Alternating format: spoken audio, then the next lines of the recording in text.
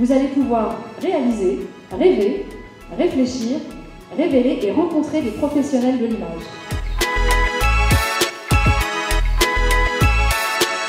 Le fait de pouvoir avoir des festivals et des lieux qui sont complètement dédiés au public, quel qu'il soit, ceux qui n'ont pas beaucoup de culture de cinéma, qui n'ont jamais vu un plateau de tournage, qui n'ont jamais fait de réalité virtuelle, tout d'un coup de se dire que tout ça c'est rien que pour eux, c'est la meilleure façon, je pense aussi pour nous, de se nourrir, parce que les années qu'on passe à créer nos projets, au final, c'est pour pouvoir toucher les gens. Et typiquement, des initiatives comme les Révélations, c'est capital.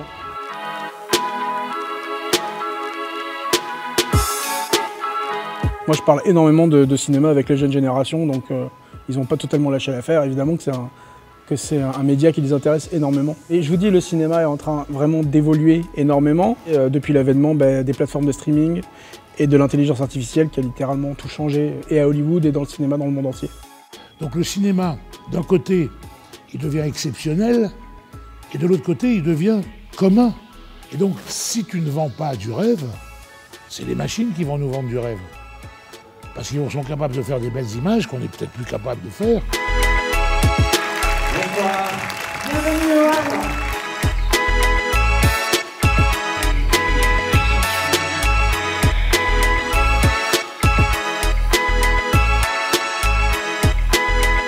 J'ai imaginé cette œuvre en pensant au fait que des spectateurs qui se connaissent ou qui ne se connaissent pas peuvent vivre une expérience de réalité virtuelle en même temps.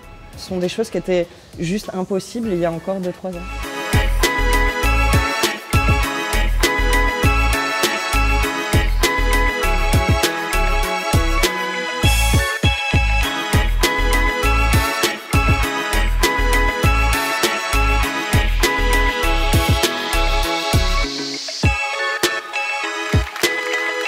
Moi, quand on m'a dit, quand j'étais gosse, que la personne qui avait vu le film avait oublié ses problèmes, j'ai dit c'est ça qu'il faut faire.